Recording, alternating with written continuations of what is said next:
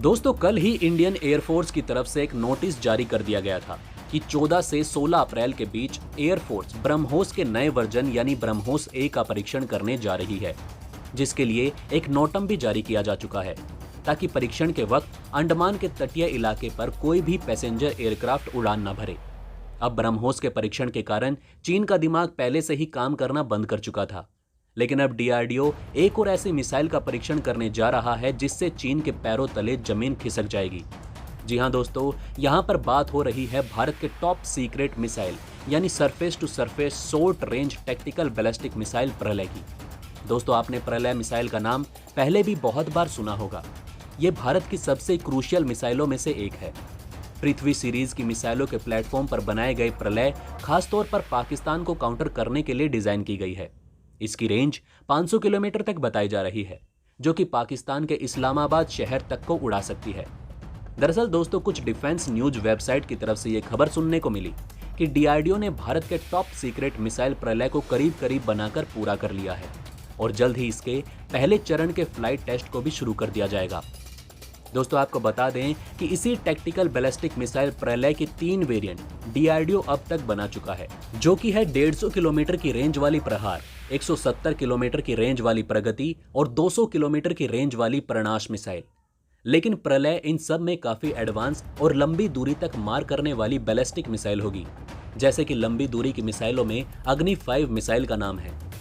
दोस्तों इस एक मिसाइल की कीमत तकरीबन 4 करोड़ रुपए से भी ज्यादा होगी, जिसे किसी भी ट्रक पर माउंट करके कहीं पर भी ट्रांसपोर्ट किया जा सकता है। डीआरडीओ के मुताबिक प्रलय एक quick reaction all weather all terrain और highly accurate tactical weapon system होगा। इसकी स्पीड तकरीबन ब्रह्मोस मिसाइल के बराबर होगी, यानी कि 3 मैक, जबकि ये अपने साथ 800 किलोग्राम तक परमाणु विस्फोट भी ले जा सकती है, जिससे कि काफी तबाही भी मचाई जा सकेगी। डीआरडीओ का कहना है कि हम जल्द ही इसके सारे परीक्षण पूरे करके इसी साल के अंत तक प्रलय को इंडियन आर्मी को सौंप देंगे। तो दोस्तों उम्मीद की जा रही है कि दूसरी मिसाइलों की तरह प्रलय मिसाइल का परीक्षण भी सफल रहे, क्योंकि बैलिस्टिक मिसाइलों के टेस्ट अन्य मिसाइलों की तुलना में थोड़े कॉम्प्लेक्स रहते हैं। वैसे दोस्तों इस पर आपका क्या कहना है, हमें कमेंट करके अपनी राय जरूर बताइएगा। वहीं दोस्तों हर रोज जहां एक तरफ भारत लगातार अपने मिसाइलों के दम पर चीन के होश उड़ा रहा है, तो वहीं दूसरी तरफ अमेरिका और रूस के बीच एक अलग ही घमासान मचा हुआ है। जी हां दोस्तों, अभी हाल ही के दिनों में कुछ ऐसा हुआ जिसे सुनकर आप कहेंगे कि अमेरिका रूस से डर चुका है। लेकिन दोस्तों जब आपको इस पूरी बात का पता चलेगा तो आप भी अमेरिका की स्ट्रेटेजी देखकर चौंक जाएंगे। जी हां दोस्तों, अमेरिका ने एक ऐसी स्ट्रेटेजी चली है जिसके दम पर वो यूक्रेन को भी बचा लेगा और पूरे यूरोप को फंसा कर ले जाएगा। जी हां दोस्तों, क्या है अमेरिका की स्ट्रेटेजी, बताएंगे आपको सब कुछ, इसलिए दोस्तों इस वीडियो में अंत तक जरूर बने रहिएगा। तो दोस्तों जैसा कि हम आपको पहले भी बता चुके हैं कि यूक्रेन को नाटो में शामिल करवाना चाहता है अमेरिका। इसको लेकर फ्रांस भी राजी है और ब्रिटेन भी राजी है। लेकिन दोस्तों कुछ यूरोपियन देश इस चीज को लेकर पिछले कुछ समय से राजी नहीं थे और वो अब भी राजी नहीं है। इनमें सबसे बड़ा नाम है जर्मनी का, क्योंकि जर्मनी और रूस के आजकल काफी अच्छे संबंध चल रहे हैं। जर्मनी और रशिया के बीच एक नई पाइपलाइन बिछाई जा रही है, नॉर्ड स्ट्रीम 2, जो कि एक गैस पाइपलाइन होने वाली है। इसके अलावा पोलैंड भी है, जो कि रशिया से कहीं ना कहीं डरा हुआ रहता है। इसके अलावा भी कई ऐसे यूरोपियन देश हैं जिनकी कोरोना के कारण अर्थव्यवस्था पूरे तरीके से बर्बाद हो चुकी है। ऐसे में वो युद्ध नहीं चाहते और उन्हें पता है कि अगर यूक्रेन नाटो में शामिल हो गया और रशिया वहां पर कुछ करता है तो इन्हें भी लड़ना होगा रशिया से। इसलिए दोस्तों आप सभी ने देखा होगा कि जब से रूस और यूक्रेन का कॉन्फ्लिक्ट शुरू हुआ है, सिर्फ और सिर्फ 3 देश ऐसे हैं जो इस पर बढ़ चढ़कर बोल रहे हैं।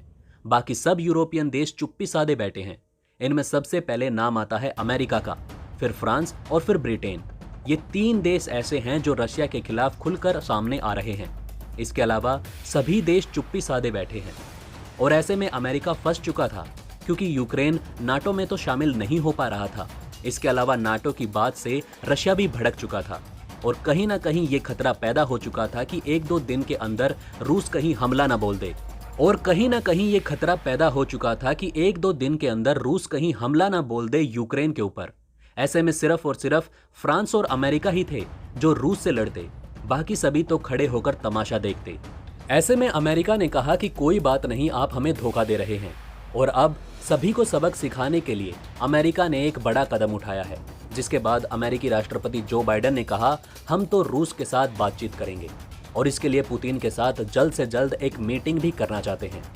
जी हाँ दोस्तों, आपको बता दें कि रूस और अमेरिका के बीच इस विवाद को लेकर बातचीत भी जारी है। अब दोस्तों, बातचीत की बात सुनकर आप सभी को लगेगा कि अमेरिका शांत हो गया है, अमेरिका रूस से डर चुका है और वो उसके सामने झुक रहा है और बातचीत की टेबल पर आ चुका है। लेकिन दोस्तों, अब हम आपको बताते हैं अमेरिका की स्ट्रेटेजी। दोस्तों, सबसे पहले बात आकर रुकती है यूक्रेन पर। यूक्रेन को अमेरिका नाटो में शामिल करवाना चाहता है, तो इसके लिए उसे कम से कम 6 महीने का समय लगेगा। 6 महीने में ही अमेरिका इन सभी नाटो देशों पर इतना भयंकर दबाव बना देगा, जिसके बाद ये सभी देश हामी भर देंगे यूक्रेन को नाटो में शामिल करने के लिए। ऐसे में अमेरिका चाहता है कि बातचीत के जरिए थोड़ा समय काट दिया जाए, जितना हो सके उतने महीने बातचीत से ही काटे जा सकें। और एक बार जब यूक्रेन नाटो में शामिल हो जाए तो फिर यूक्रेन की सरदर्दी सिर्फ अमेरिका की नहीं रहेगी, सारे नाटो देश यूक्रेन से बंध जाएंगे। जिसके बाद यूक्रेन पर अगर रूस कुछ भी करता है तो इन्हें भी रशिया पर प्रेशर बनाना होगा, स्पेशली जर्मनी को, क्योंकि देखा गया है कि हाल ही में जर्मनी ना सिर्फ अपने संबंध रूस से बल्कि चीन से भी बढ़ा रहा है। ऐसे में अमेरिका जर्मनी को सीधा करना चाहता है और इसका यही जरिया है कि यूक्रेन को नाटो में ला दिया जाए। और इसको लेकर जो प्रोसेस है वो भी शुरू हो चुका है और उसे बहुत ही फास्ट ट्रैक तरीके से आगे बढ़ाया जा रहा है। अमेरिका उन देशों को भी अपने रडार पर ले रहा है जो यूक्रेन को नाटो में लाने के लिए विरोध कर रहे थे, और इनमें सबसे बड़ा नाम जर्मनी का है। जर्मनी का यूरोपियन गुट इसमें सबसे ऊपर है। हालांकि अमेरिका अभी भी ढिलाई नहीं बरत रहा है। अमेरिका ने जो जंगी भेड़े भेजे थे वो अभी भी ब्लैक सी की तरफ जा रहे हैं और हथियारों की मदद अभी भी यूक्रेन को अमेरिका द्वारा की जा रही है।